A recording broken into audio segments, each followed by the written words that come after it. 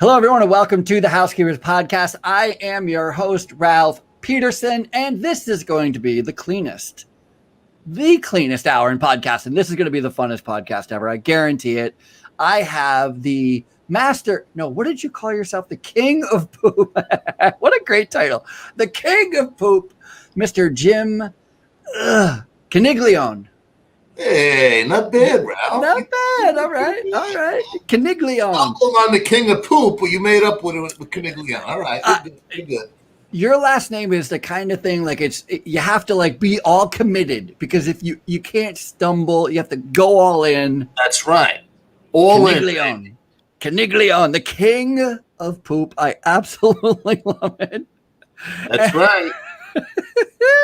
I'm so interested in how you got in this business, and I am so thankful that you are, because it again just proves that there is business and opportunity everywhere for every person who's saying there's no jobs, there's no work, there's no way to do anything. Don't get me started with that.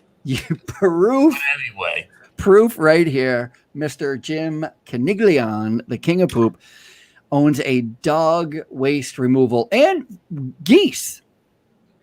Is that right? Geese. That's right. Poop as well. Now that's my favorite bird.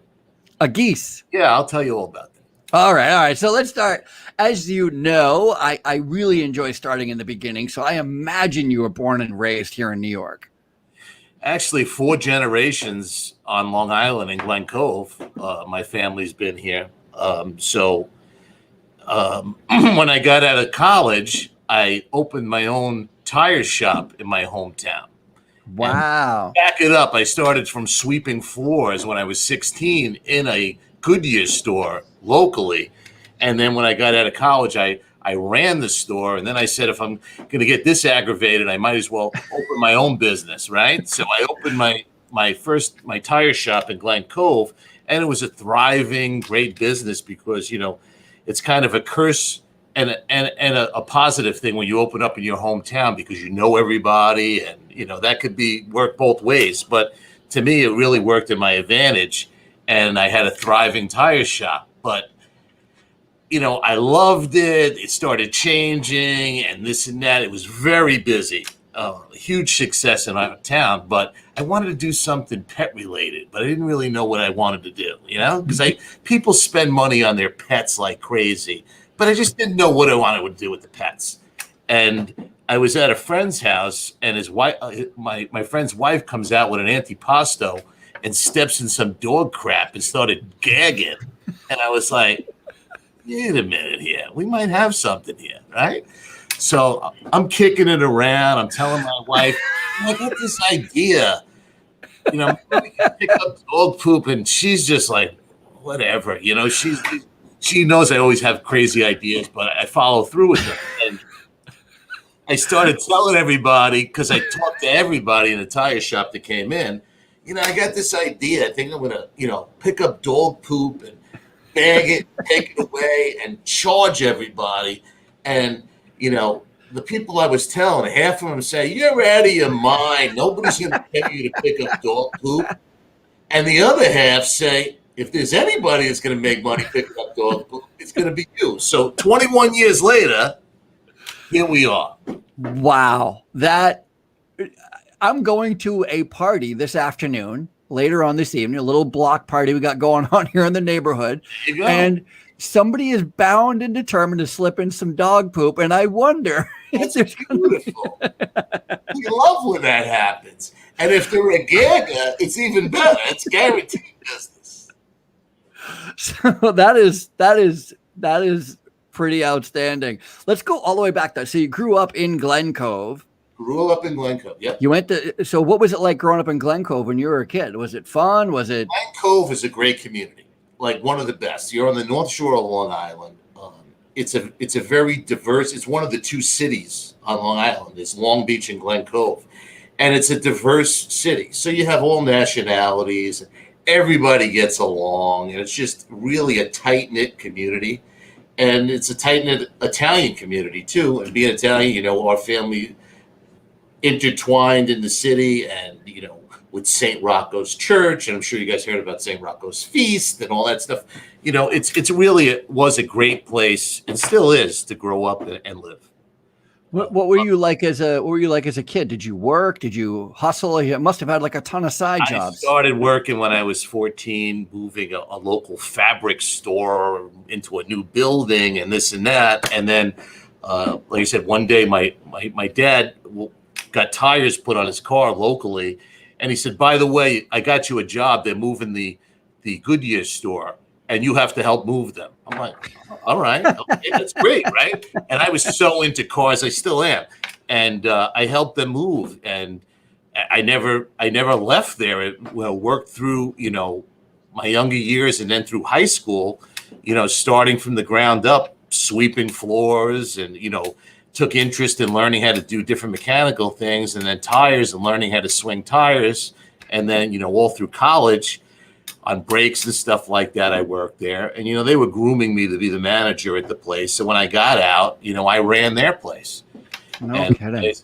And then I hooked up with, my friend's family bought a bunch of properties, and they were developers out in Riverhead. And one of the properties they bought was a huge tire store. So they asked me to run that. So I was a young kid with a lot of employees under my belt, twice my age, running a shop out in Riverhead. And like I said, I did that for 3.5 years. And it was the best experience ever. And I really thanked them for giving me that opportunity. But then I really wanted to do something else and do it for myself. Yeah. I felt to create my own destiny. And I opened in Glen Cove. I opened a small one-bay shop. I sold my new car, my first new car, sold everything I had, and borrowed a couple of dollars from my family and opened my tire business. And what were you doing? Just changing tires, or were you doing more service than that? No, we were just changing tires. That was it. And, and the first 3 years, I did 7 days a week. Promoting my business. And like I said, being in your hometown, it really helps, because you build your reputation, and the people knew my family. Mm-hmm. And my mother worked in the school district. So I got a lot of the teachers and stuff like that. And from being in town when I was, working at the tire shop locally, I knew all the stations. They knew me from when I was 16. Yeah. So, it was an easy transition. And my father and my parents always said, if you do what you say you're going to do, you really will have no problem, right? Good so Lord. If somebody calls you, return the call. If you promise somebody something, deliver on the promise. And it's really the key to doing good business, right? Mm-hmm. So I built my reputation in the town. And like I said, we were a really busy shop. We went from 1 bay to 2 bay, and then I moved it to a bigger location. But even when we were a 1 bay shop, the tire companies that we were dealing with would come in, to say hi every now and then. And like, this is your place? I'm like, yeah. You believe the amount of tires that we moved out of a small place. We were doing more out of a small 1 to 2 bay shop than some guys that had 6, 7 bays. So, it's funny. As you should be. I've only lived here on Long Island for a couple of years. I've only lived in New York, in lower New York here. I lived in Westchester when I first moved here, maybe 5 years ago. So, maybe it's been 5-6 years since I've been here, and I'm from Vermont. And so if you were to say, hey, I started a tire company in Vermont, I see the $1 million dream. The tires, because of the snow and the salt and the ice, and the tire places up there are, they're straight out. You have to wait 3, 4, 5 hours to get a set of tires on. It's because the line is so long. I wouldn't have imagined the opportunity had been so great down here. So what we did is that we really, we saw the problems that existed with a lot of these companies, that if you went in to get tires, like you said, you got to wait forever. Mm-hmm. And then they only have 3 tires, and then you got to come back for the other tire. Or they open up at 9 o'clock in the morning. So we saw that where our niche was, and we opened up basically at 7:30. So if somebody came in, my crew was like a pit crew. So if you had a flat, you were out in 10, 15 minutes. So you were able to come in, get your flat fixed, and go to work and make it there on time. You didn't have to explain to anybody, I had a flat, I had a wait. You didn't have to do any of that. We jumped all over it. And a set of 4 tires we had, installed on the car in less than a half hour. And that is pretty impressive. tell you how old I am. Back then was when we had the tire shop. Everything was white walls. These kids, they don't even know what the hell white walls are anymore. White walls are now turned on the inside. Exactly. But you remember when you bought tires years ago, they would leave the tire shop or whatever with the blue coating on the white walls. Now you, as the new owner of the tires, had to go out there and scrub the white. We never did. If you bought tires from us, we scrubbed the white walls down. We actually put a silicone sealer on the outside of the tires so they shined. Nice. And all of the studs were coated with a never cease compound, and our guns were torqued down. So what that does is if you ever got stuck on the side of the road, you were able to take your tire off. Because a lot of times you go to these places and they would whack the tire. Never get it off, yeah. And then you're cooked. Yeah. And then we had a big market with used tires where we would grade the tires coming off. So some people would just take the tires off prematurely, whatever, for whatever reason. They're going on vacation with tires. But we had a big used tire market, and we would grade the tires and check the tires in a tank before we would sell them to the public. Because a lot of people would put a used tire on, sell it to somebody. The next morning, they get up, the tire's flat. And so we would take the extra step, and that's why we were successful. I love everything about this. My dad was what they call a backyard mechanic. And you know what a backyard mechanic is, right? A backyard mechanic is somebody who changes a tire by driving over it with another car to get the tire off the rim. You got to line it up just right, and you have a crowbar or a large screwdriver. You get that tire off. Many tires by hand. We used to do a lot of truck tires. Yeah. It was crazy. Very productive shop. But again, I want to do something different, right? So who would have thunk that my destiny would have been dog poop? What did your parents do for a living? Were they business owners? Were they entrepreneurs? My father was a production manager for General Instrument, very business-minded, entrepreneurial mind. And then he went in and opened his own business where he was brokering silicone during the boom of Silicon Valley and stuff like that. But he got ill and was able to. He had to scale that back a little bit. And my mom was a secretary in the guidance office in the local middle school. So, oh wow, they know everybody in town. Yeah. I'm just curious where you got. It's hard to find kids who have some entrepreneurial streak. You get it from someone. Like who did you get it from? Who the heck told you could buy a business or you could run your own business? My father always told me, never work for somebody. You got to open your. There you go. That was the mindset. You got to do it yourself. And I worked for people for a very short time, and I was lucky that I worked for good people. But I always knew, I really don't like people telling me what to do. So I said the best way around that is me opening my own business. And for the short time that I worked for somebody, I felt trapped. That I can't move forward unless that person says, okay, now you can move forward. When you're in your own business, you create your own destiny.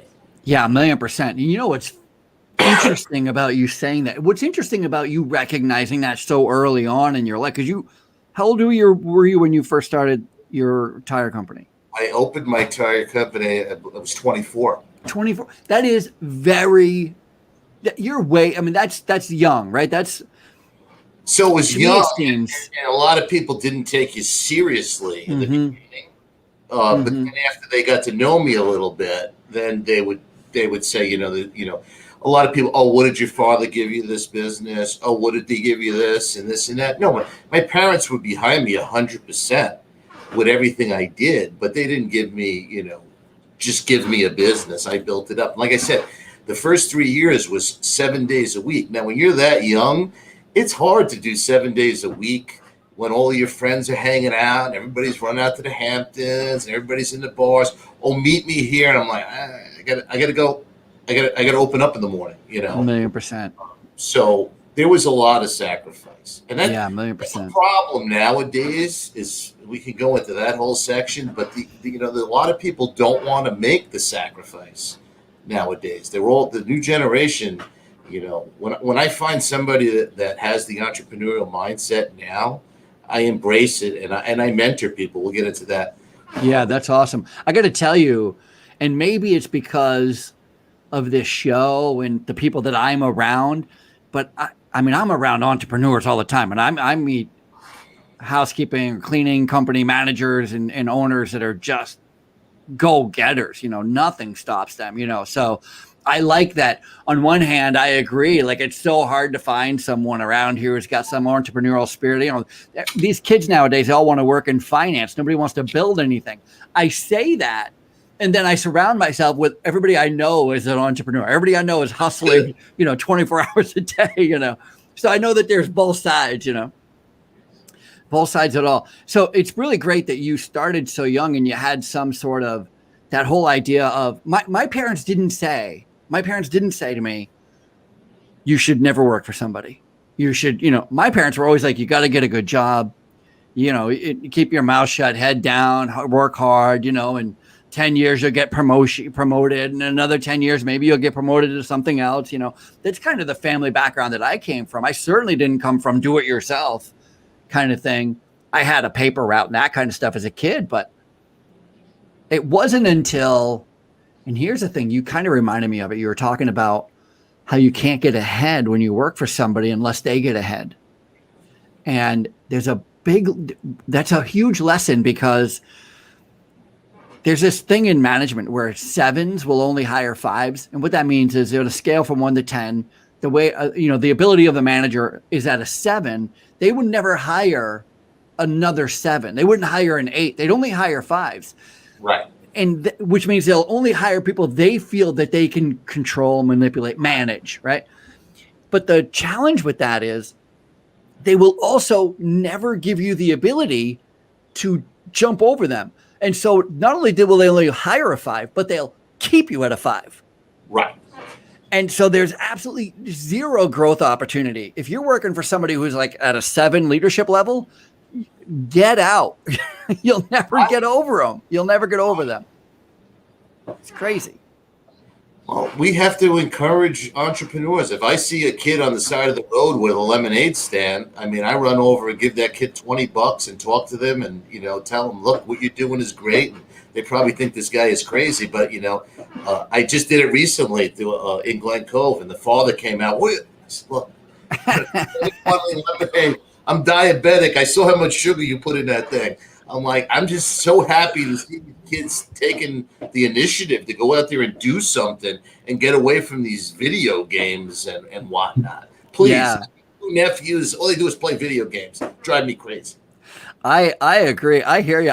Although I always, and I don't do it, but I always like the idea there's got to be somebody, because there's you who sees the 7, 8, 9-year-old with the lemonade stand, and you want to encourage them and give them 100% more than what they're asking. And I just hope there's also someone else that comes behind you and says, $1, I ain't paying $1. I'll give you 75 cents. Because you have to know both sides. You have to to know how to get. Good point. And maybe you should do every other one. Like, the next one you see, the last one you gave $20. The next time you're going to try to get a little cheaper. Can I get 2 for $1? $2. Who's paying $2? Super great. So you kind of told the story already on how you got into the dog cleaning business, but had you ever heard of anybody doing that as a business before? There was a guy I read about that was doing it after the fact. You got to remember, there was no internet back then. Mm-hmm. When I started and we were putting together, let me back it up. When I was telling everybody about the business and stuff like that, this guy said, I would pay for that. Oh, I would pay for that. Oh, I would pay for that in my tire shop. So my first week when I decided to launch the business, I had 10 customers. So that's why I was like, we got something here. As time went on, I found out there was a guy in Ohio that was doing it and this and that. quickly we became friends and we started calling stuff. So I'm one of the founders of the industry, and I'm recognized as that now, which is a big thing for me because I'm able to give back. But in the beginning, like I said, there was nobody doing this, so we had to figure it out the hard way. So we made obvious mistakes. Like you would think, from a business standpoint, people are in their yard in the summertime, right? So you would think that would be an opportune time to do your advertising and focus your advertising budget in the summer. But it turns out that really isn't the best time because people are, even though they're in their yards, they're traveling, they're doing this, who's on vacation. It's a very crazy time. We have a lot of growth in the summer, but the real growth is, believe it or not, in the wintertime and the spring. Because the wintertime in the Northeast, nobody wants to go outside and pick up dog poop. They're freezing their butt off. So scoop all year long. Fantastic. I mean, you have a few times in the wintertime where you have a blizzard or a heavy snowstorm, but no matter how much you wish that poop is going to go away, it's not going away. No, it isn't. Don't wish it away all winter. And come springtime, there's people that haven't picked up since Thanksgiving. We love that. You know, I'm curious because and I legitimately am just curious because I have no idea. Do you charge by dog, by area, by time, by weight? Like there's so many. It took me a while, but I got the dog's butt figured out. Right? I know who poops more, who has a higher metabolism. Let me tell you, in 21 years, it wasn't easy. Right? So we figured it all out. So we base our pricing on your breed of the dog, because what dog poops the most, do you know? I have the largest dog, maybe like a Great Dane. Yeah. Boxer, highest metabolism, man. That thing's like juice. Love that dog. Anyway. Would have never guessed a boxer. A boxer. Golden Doodle, the new dog of the Sure. Oh yeah, he's very productive. So anyway, we base everything on the breed, the frequency, and the size of the yard, because obviously, we base everything on 1/8 of an acre. Okay. If you got a half acre, you're on Long Island. You got to walk further. 1 acre, 2 acres, whatever. And if you have to walk that, we have that all figured out too. We walk and train our guys to walk in a grid pattern, so they overlap, almost like the FBI. And we make sure we get all the poop, because if you're walking one way and don't backtrack, you're going to miss something. Of course. And for whatever reasons, dogs poop more by swing sets, whether they want to be closer to the kids. We still haven't figured that out. And you have to check the patios, you have to check the decks. When we sign people up, it's a process where we figure out exactly where we're scooping, because if you have a big property and the dog only goes in one little section, we don't want to charge you for 2 acres. We want to make sure that you're charged correctly and not overcharged. But then again, you have people that say, my dog only goes here, and he goes into 2 acres. So you got to figure it all out. Yeah. We have, most people are, obviously once a week. But if you have a big dog, once a week is really underserved, because you need twice a week. Because let's say if we come on a Tuesday and you're using your yard, we're not going to be back all the way until next Tuesday. That's a lot of poop in the yard. So we try to spread it out. And we have people that we have every day. Yeah. I was going to say, I wouldn't have even had a guess on how often you should be doing it.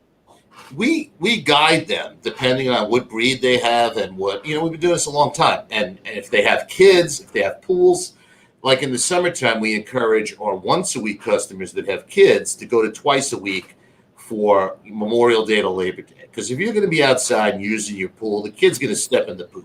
Oh my. Then on the other hand, people say, well, my kids are home, so we're going to put our service on hold. Well, okay, we'll talk to you in 2 weeks. 2 weeks, they call up.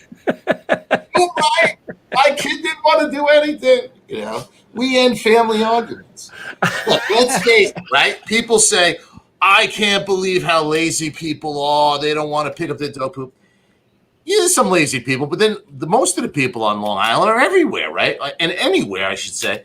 everybody's stressed out. They got taxes. They got to pay this. They got to pay private schools. They this, that, the other. It's crazy, right? So everybody wants to have, the 2 kids, the white picket fence, and the pet.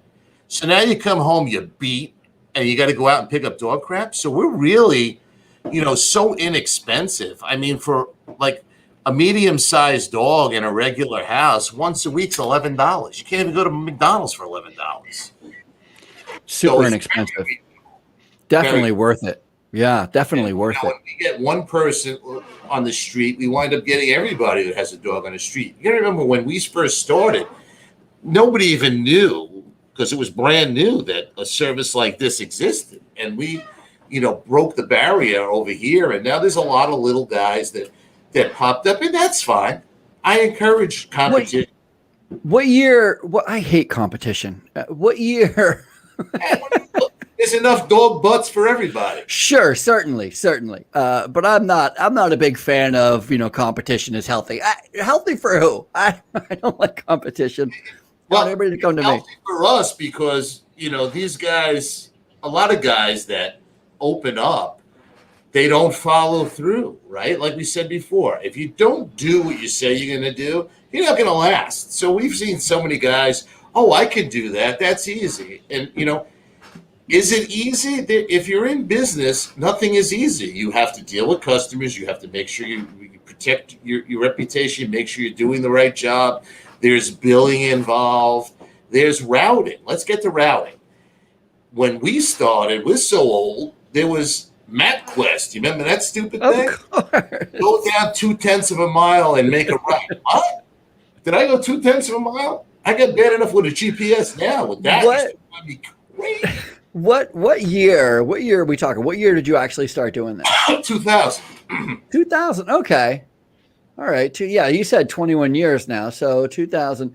When I was a kid, picking up dog poop wasn't a thing. I mean, wherever the dog went is where they went. Right? My family laughs because we had a dog and we had to pick up the dog poop. I always used to get out of it. I used to stick my brother. Oh, is it my week? Take over my week. I still owe my brother like 10 weeks. I'm like, I'm not doing that. And here I am, right? I love it. That's so funny. So getting back to routing, right? People are like, oh, this is like landscaping. Look, landscaping's easy. You show up, you cut the grass, it's nice, you blow it a little bit, and you go on to the next house. With picking up dog crap, you got to make sure that your routes are tight, like anything, and you got to make sure that the frequency, if they're more than once or twice a week, makes sense. You're not going to book somebody on a Monday and a Tuesday. That person wants a Monday, Thursday, a Tuesday, Friday. You got to have a spread that makes it right. So now you have to put that person, that technician, with that spread in that town on Long Island or Westchester, wherever we are, on those particular days and make those routes tight enough that they're profitable. So it's a huge undertaking to do that. 2 things. Number 1, I love that you call them technicians. I don't know why. That just tickles me. I don't know what else you would call them. Technician is funny. It's still funny. It's funny. And number 2, I think you're speaking to something that's even. That's right.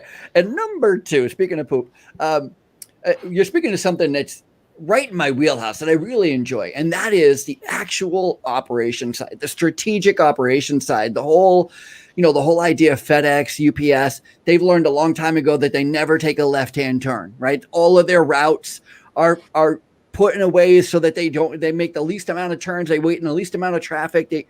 And it's so fun to think about. And I hadn't until you started talking about it.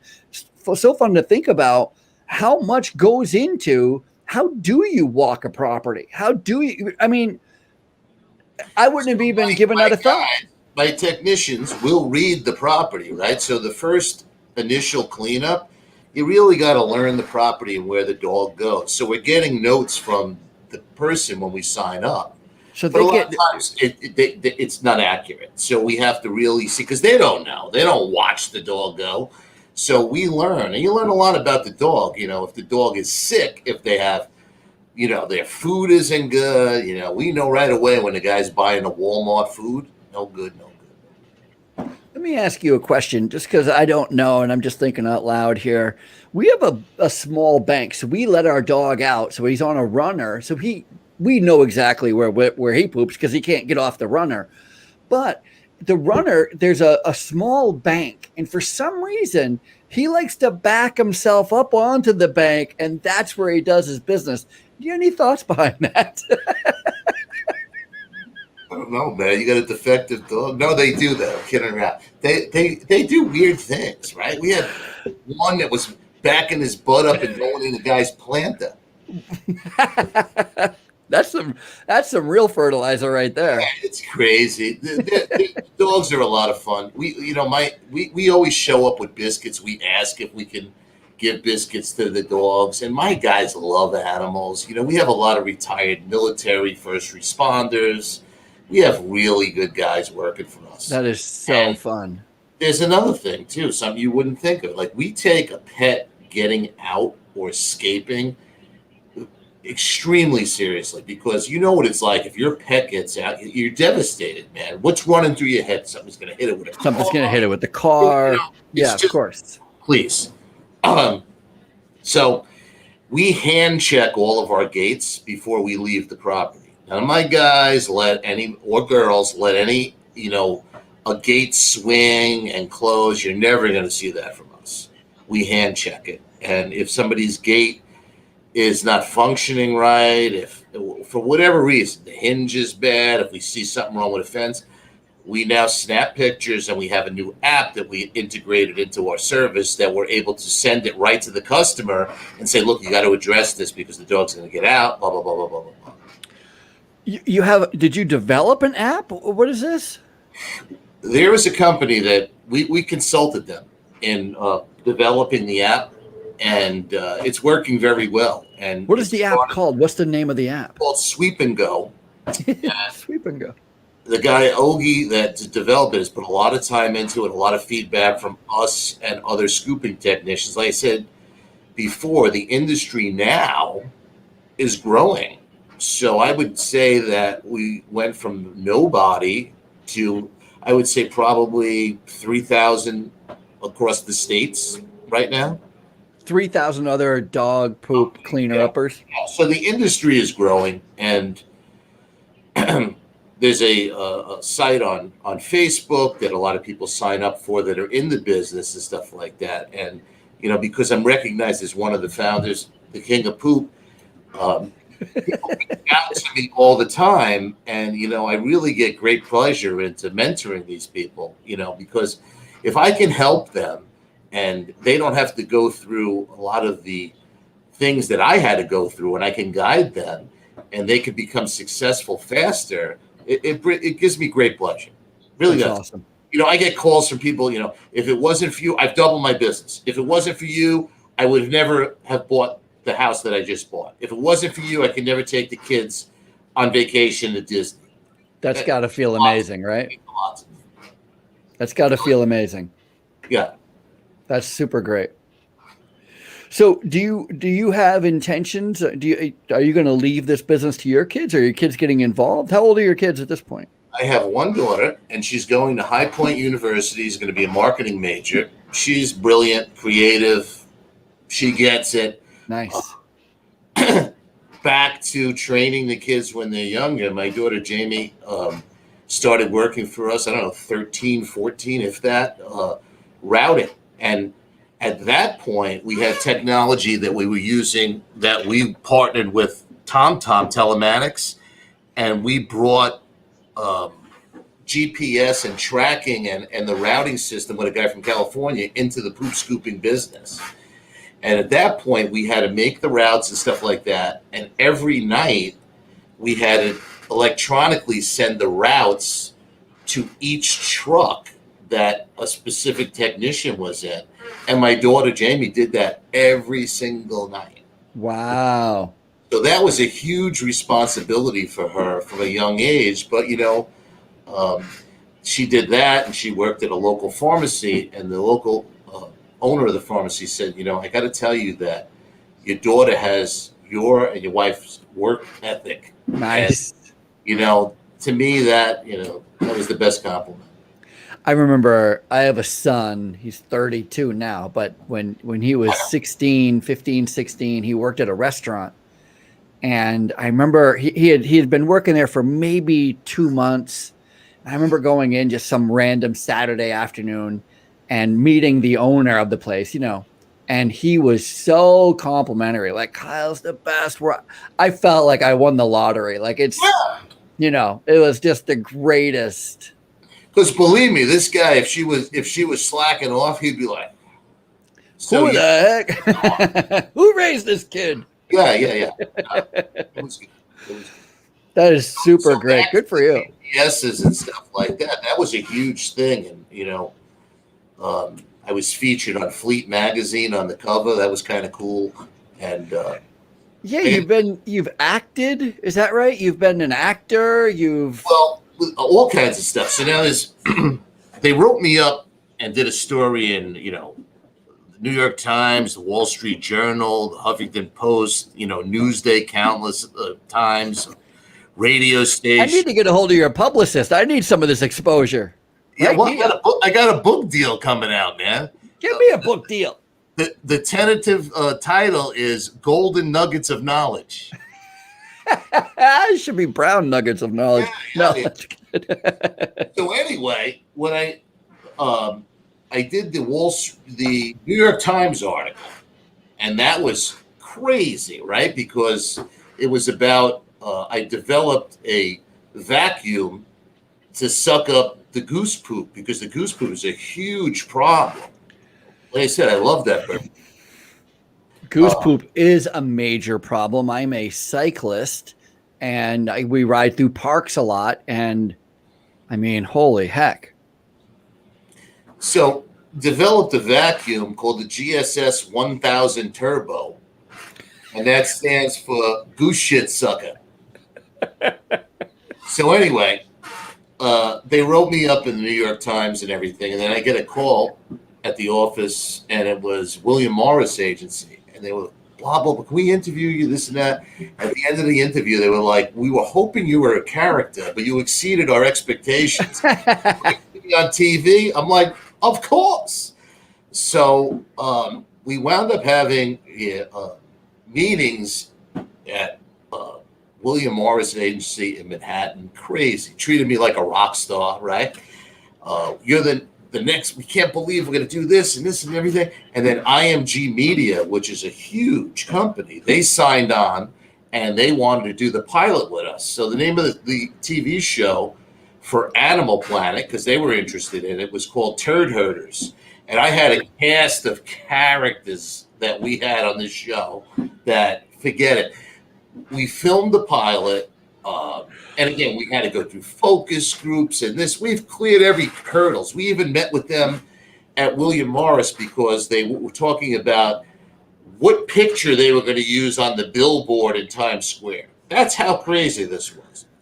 And you know, like you see in the movies, Jimmy, baby, you want me to get you a cappuccino? That's how they were, right? So anyway, we go through this whole thing, and we film the pilot. And everybody's involved. My wife, my daughter, everybody, all the cast of characters at Scoopy. And we have seasoned cameramen that have filmed, you name it, on Animal Planet and other networks. And they had to put their cameras down multiple times because they were laughing so hard. They're just filming you guys picking up poop. No, it was all backstories. You never saw any poop. Really? Right? So it was all about, are you kidding me? You didn't do this house. Why didn't you? It was all crazy, right? So it's reality TV. The reality is there is no reality. It's all staged. I'm out of contract now, so I could say that. Yeah. Anyway, so we make it to the end. We move into the new office, everything. They order 14 episodes. And all the people that we're involved with are the best people. I mean, everybody gets along. The people at Animal Planet, everybody was the best, right? We had no jerks around, everything. So happy. You know, we're like here. And then we're supposed to shoot in September. Mid-August, we get a call. Everybody sounds like, who died? Somebody's like, what's going on, right? The new CEO, this woman that came on as the new CEO of Discovery Network, decided that she didn't want to put her name on a show about dog poop. She got cold feet, and she thought that the public would be turned off by dog poop. And how dumb is this lady? Because everything after that was poop emojis, poop this, poop right, everywhere you look. Dirty Jobs, that guy. Oh, please. And we were right up there with Duck Dynasty. We were, what? So they wound up filming the pilot, everything. They spent a ton of money on this thing, too. And I wish I could show you the pilot, but they own it. Amazing. You would be on the floor laughing. But then we got called from every other network. You can't even imagine who was talking to us. And every time we made it right to the end, and then somebody would be nervous, whether to put on something with dog poop. And they really dropped the ball. They even had one, and we did turn down 2 contracts because they wanted to own our image and control everything we would say without any creative input. So they basically would have, my wife and I fighting with each other. You're going to do that? Nah, we're not going to do that. So, you got to know when to pull the plug. But one funny was country music television, right? They Skyped me 4 times, interviews, this, that, can you interact? And at the end of the whole thing, they said, well, we found out that, we think you're a little bit too much New York Italian. What the hell did you think of? You couldn't have figured that out after the first 10 seconds? The king of poop, Mr. Jim Coniglione. Yes, see that. I almost stumbled upon myself. How could anybody mistake you for anything other than New York Italian? I don't know. I mean, seems crazy. I do love the title Turd Herders. I don't know. Maybe that should be the name of the book, Turd Herders. We shall see. So how did the pandemic affect you at all? Did you have any? Pandemic was hard just because people were scared and nobody knew what was going on. And, you hear one thing one day, one thing another day, people wiping down groceries, this, that. We had some people that, we were essential basically because we have to clean up the waste removal. But our guys took every precaution with masks, gloves, everything to service everybody's yard. But it was just a very strange time, right? Did you lose any clients? Did you lose any business? We did. We lost a bunch. A bunch came back, but you had a feel for people that lost their job. Now they're home, and then we had people that were working from home, and they had the bright idea that, we're going to do this now. It's the same as the kids. They wound up calling us back after a few weeks. I think that's the greatest tagline you said so far. Is we stop. What'd you say? We stop families from fighting or something? You know what it says on the back of all of our trucks? We take a lot of crap from our customers. There you go. That's right. That's right. Actually, I was out running and I saw one of your trucks. It's how I even found you. I was like, what is this? Yeah. I was so excited when I saw the truck, and I was like, I got to find this guy. This guy's right for me. So it is an amazing business, and it's really opened so many doors that you wouldn't even imagine with dog poop. We wrote, I worked with a local friend of mine who's an accomplished screenwriter and playwright, Fred Stroppel, and we wrote a screenplay by the same name, Turd Herders. And we had great interest in that. And then Adam Sandler was filming in Glen Cove, his movie The Week Of. So I basically talked to his bodyguard and had the got poop shirt on. He's laughing, this and that. Next thing you know, I'm sitting with Adam Sandler, pitching him on the script Turd Herder, because the main character, me, was written for Kevin James, who we tried to get, and then the other character was Adam Sandler. So I tell him, Adam, just imagine coming soon. Adam Sandler went crazy, right? So he is the best down to earth guy you could possibly imagine. So true to his word, we had another contract from William Morris Agency the next day, which was a look contract. So we signed that, sent that back to William Morris, and there's a whole backstory to that. I don't know if we want to get into it, where the head guy at William Morris got caught groping that Terry Crew guy. No, we don't want to get into that. So anyway, everything fell apart. But Adam loved the thing. But they said that they passed on it because of the turmoil. But they want him to do more serious roles. Why do you got to take a comedian and give him serious roles? Just let him be funny. You know, there's rumor that he's now living on Long Island. That's what I heard. Or he is. Is he? Everybody's like, oh, I saw. You know, nobody I know has seen Adam Sandler. Everybody knows somebody who knows somebody who's seen Adam Sandler. I know where he lives. I'll tell you later. There you go. I'm the opposite. I'm not going to go stalk him at all. So he's a cool dude, man. He sounds like a cool dude. Totally down to earth guy. Yeah, I'm a big fan, but I'm not much of a stalker. So he actually put me in the week of his movie. I played a fat Italian at a Jewish wedding. Nice. I remember who is Ronnie the limo driver was in that movie, right? Wasn't he? You must have worked with him then, because wasn't he in the funeral scene? I guess he was in the casket or something. At the house at the wedding. The weddings. Yeah. Anyway, I was in The Irishman. I was a Teamster. Really? Spend the whole day with Al Pacino, like hanging out with him. It was pretty wild.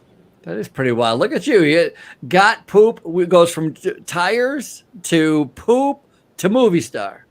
That's a That's a trajectory not a lot of people can claim. Well, here's another one that I kind of got screwed with COVID, right? Because I'm partners in a nightclub too in Roslyn called My Father's Place. That's a whole other story. So I'm going to introduce a comedy act on stage, and my phone rings. I'm like, who the hell is this? And it's the casting company.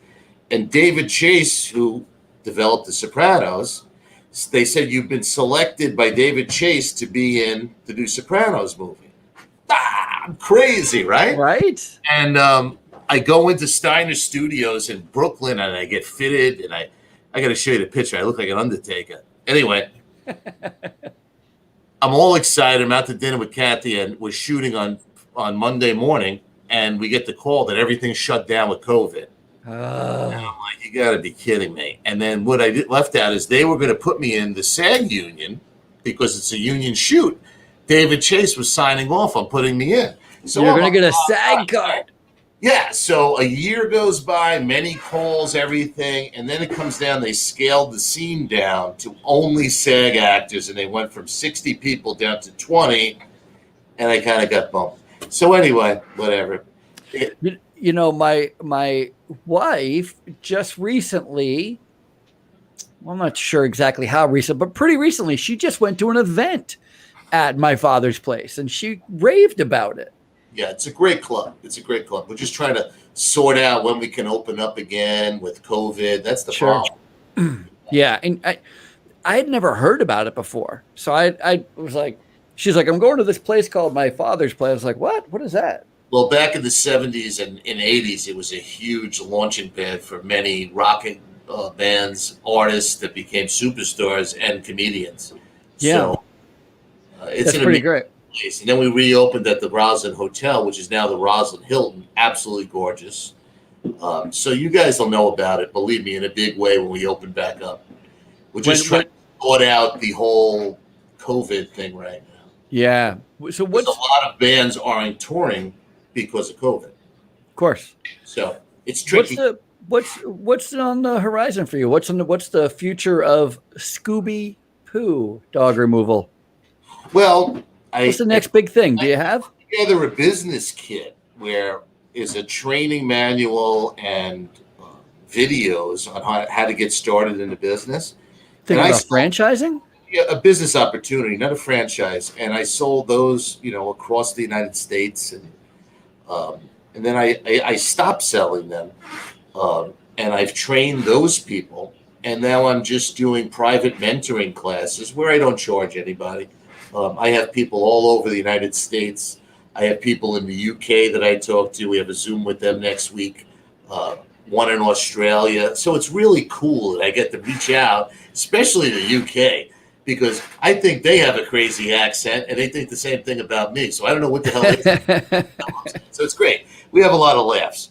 Um, but and then people that want to take it one step further, because if I really have to dig into their business, let's say they're in business for a year and they're not making any money, they made all the mistakes, then I do a paid coaching system with them where I'll coach them for maybe 6 1-hour sessions.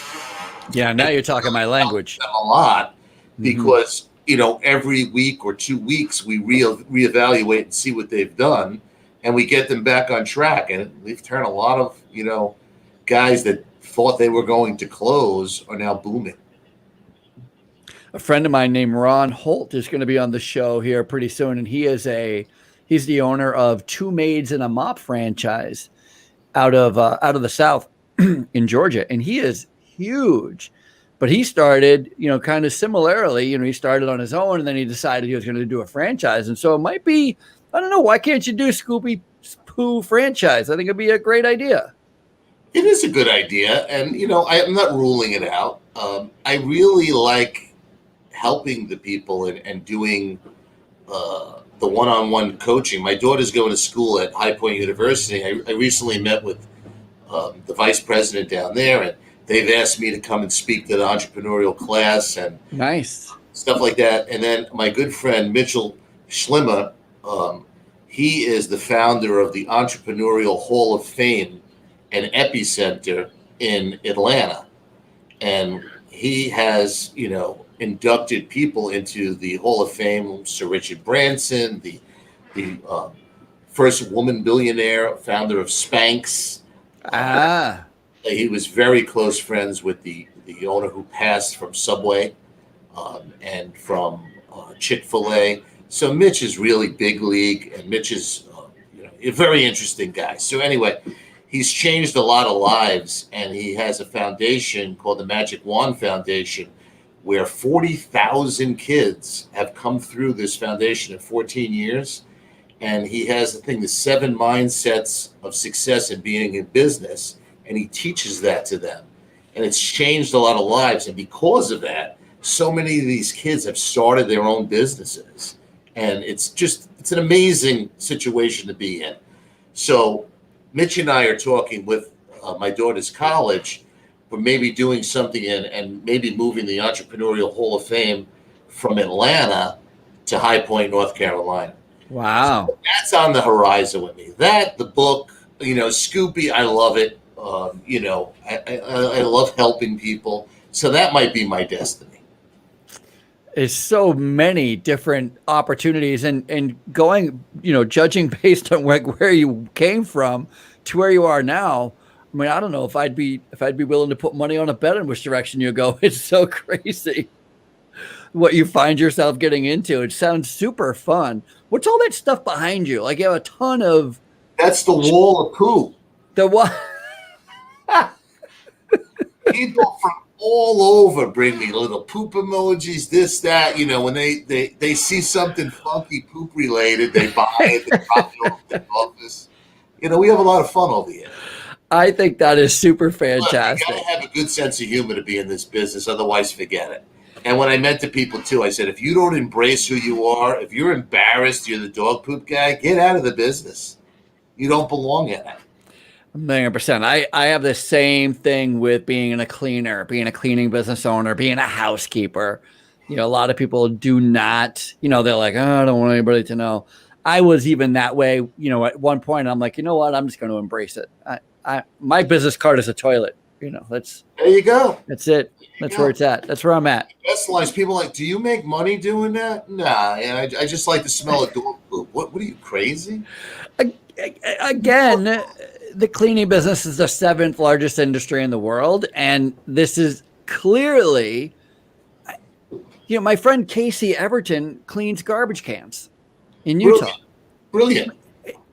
Amazing. He literally has a truck that he goes around and picks them up, pressure washes them. Love that idea. There's literal money everywhere. And in the cleaning business, you got to apply yourself and think. Let's not even say think outside the box. Throw the freaking box out. Just think. Well, let's back to these kids today, right? Nobody wants to work. Now with this government handout, hopefully that thing is over quick because it's ruining all these guys. We knew that from day one. We're in competition with the government. If you're going to go and pay somebody to sit home, why are they going to take the initiative? Yeah, I agree. And you know what? The worst part about that happening, the worst part about the free handout is people, and the people who have been on the dole, been taking the government handout for a long, long time, they just simply don't know this. And they wouldn't believe me if I told them. But you know it as well as I do. The biggest downfall of that is you don't have the opportunity of realizing your own potential. Right. The potential is in the struggle. The potential is in the getting and going. The potential is in the moving. If you're being paid to not move, that's why golden handcuffs are so terrible. And golden handcuffs are what I suffered from for a long time. That is, you have to have a job, get a job, get a job, get a job. And then you work, you do everything you can to do just enough to not lose your job. And so you yourself don't grow. You yourself don't try to get ahead. Because you're just trying to stay under the radar and keep that job, those golden handcuffs. There's nothing worse. Nothing worse. Well, I agree. So hopefully this mandate is done. If they do an extension on it, that's just going to hurt all U.S. businesses right now. No matter what business you're in, you can't really get people to work right now. They would rather sit home. It's a very sad situation. 1,000,000%. I wonder, is there, and I'm going to say this, and don't shoot the messenger. I'm just asking. But is there a self pooper picker upper in the future? Are you going to start having little robo pooper picker uppers if you can't get the staff? Maybe you have. I own a lot of domains that pertain to that business, so I got it covered if it does go that way. Oh, good. There you go. But you never know. There was one guy that was trying to do almost like an Uber pooper scooper, and I do own that domain too. But what is the domain? Uber pooper scooper. You never know. Sure. Then there was one guy that was trying to do something that if the dog pooped when he was walking, you would flag it on an app, and then there would be a local guy that would come and pick it up. That's never going to work. That'll never work because it'll work in the city maybe, but what is the guy going to fight traffic to go pick up poop on the sidewalk? It's not going to work. Not only that, but on the other end of it, we live in a nice neighborhood, and we have a problem with people, not a large problem, but enough of a problem where people will either not pick up after their dog, or they'll pick up after their dog and then leave the bag in your yard, or they'll throw their bag in your garbage can. I know. And if you created a situation where you could leave your garbage anywhere and somebody would come along and pick it up, the neighborhood would be swimming in crap. I mean, people would just come out of the woodwork and leave it there. Well, it should be going down to a minimum now because the Ring cameras pick up everything, right? So you'll know who's leaving the poop bags and stuff like that. The Ring cameras surged during COVID. And then, they would be like, I didn't see your guy come in that gate. Okay, because he goes in the other gate. They're good for some things and they're bad for others. Yeah, that's funny because I bet you sometimes run into that problem. It's a problem for all of us in the cleaning business where we have to have we have to leave some type of proof that we were there. There has to be proof left behind. And I work in healthcare. So I clean hospitals, nursing homes, senior livings. And in hospitals, it's really can be a challenge because most of the time we're cleaning a patient area, the patient isn't there. They're getting an x-ray, they're having surgery, right? So they never see the cleaner. And so they'll get a survey in the mail and it'll say something like, how was housekeeping? And they'll say NA. I'm like, what is NA? Well, they never saw housekeeping. So they don't think it. So we have to be creative. We're like, we're V'ing the toilet paper. We're putting a sticker on it. We're, putting little cards on the bedside table that says, housekeeping was here or whatever. But it's always a challenge. Card out. If somebody throws the card out, then this and that, because, we had people say, I want you to leave a business card every time you come to the house. Well, we do that. But now with the new app that we have, you have the option of a text or a email. When we're going to come to your house, we'll notify you 15 minutes before that we're coming to your house. So again, the technology is now helping with that. Yeah, 1,000,000%. But it sounds like you two have the same struggle where you have to. Some people are like, I don't know. I saw a dog poop out there. Well, your dog went after we came, right? I mean, that's possible. Well, and then you have people say, well, he never came and this and that. It doesn't happen often. Well, like, did you go in the yard? Is there any poop? No, I never went in the yard. Well, there's no poop in the yard. We can't. But I didn't see him. And they said, I was home the whole day. Well, you might have been in the bathroom when we came. We're not. My guys and girls, they know what they're doing. And when it's kind of like if you read the yard and the yard, where the dog goes after a few weeks. So that the dog doesn't go there, the dog doesn't hit, this and that, and you can streamline because the dog's a creature of habit.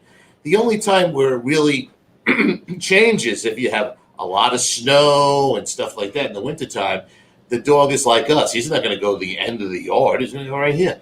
So the dogs will change their pattern. That's why we do in the wintertime, we have a winter policy because I'd say 90, let's say 7% of our people stay with us throughout the year. We have people that snowbird and stuff like that, but it's to their advantage to stay with us through the wintertime because we miss maybe, 3 or 4 pickups a year because of snow. Mm-hmm. But the dog changes its habits. So you're billed anyway for those times. Mm-hmm. But in the spring, we send out 2-man crews to scour the whole unit and pick up everything. Now, if you went on hold, then we do by the bucket. So you're at $45 a 5-gallon bucket to pick up the poop. Now, you might think your dog is only pooping 1 5-gallon bucket. But let me tell you, people that haven't picked up since, whatever, Thanksgiving, you're talking about 10 buckets. Oh, my gosh. Especially if it's a boxer, from what I understand. Love that dog. That dog keeps you in business. You should be promoting that dog. Get boxes. Everybody should get a boxer. Forget about the golden doodle. Boxer. So smart. So great. I thank you so much for being on the show and coming and chatting with me. I think it's so great. How do people get a hold of you? How do they hire you? How do they find you? You can just Google Scooby-Doo if you're on Long Island and we come up and we have it automated where we can give you an automatic estimate of your property right there based on a lot of different things. And then, you don't have to come out. No. And then we'll handle everything for you. We have it all streamlined. We're all over Long Island. We're in Westchester. My brot's actually in upstate New York. He does it up there too. And it's all good. It's all good. I got to tell you, Jim, that's a point of contention that I'm a cleaning business strategist, so I work with a lot of cleaning companies. And that's one of the things that everybody is really digging their heels in is they want to see the property before they bid it. Everybody's like, I want to see it. I'll give you a free estimate. And everybody wants to go see the property before they bid it. And I'm thinking, and I'm trying to coach people. I'm like, man, if you make it so that people can do it themselves, that they can just go, if you do it by room, by zip code, whatever it is. But, make it so that they can get that estimate, that slide sheet on their own. Right. We've simplified the process. It took many years of doing it. And as the technology advanced, we're able to do it now. And it really, they enjoy it because it's not a tedious thing. But, we do follow up. We ask a few questions and stuff like that because we want to make sure that we're servicing everything right. But it's a very simple process. It's not involved. And then our guys come out and you can meet our scoopers. And, we just recently had one of my scoopers who passed, which broke our hearts. Don was 84 years old. He looked like he was 60 years old, and he loved this job. He was with me for 17 years. Wow. The amount of people that reached out that, they've had Don at their house since their dog was a puppy. And, he would spend time with the dogs. He knew everybody. They knew him. The guys that wind up coming to work for my company stay with us forever. They love that. Is super great. Are you hiring, by the way? We're always hiring. We're always expanding. Yeah.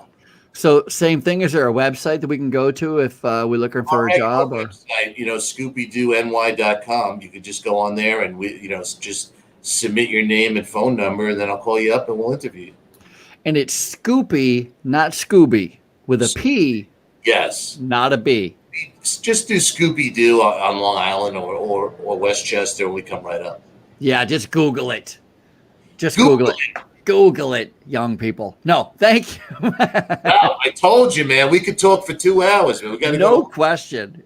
No question. Thank you so much for coming on the show and talking to me about this. My wife, like I said before we got on the air, she's asking every day if it's, when's he going to be on? When's he going to be on? When's he going to be on? Great, man. A lot of fun to talk with you. She's so fascinated and interested, and she wants to complain about dog poop left in the yard. So she wants to talk to somebody about it. I'll talk to her for 4 hours.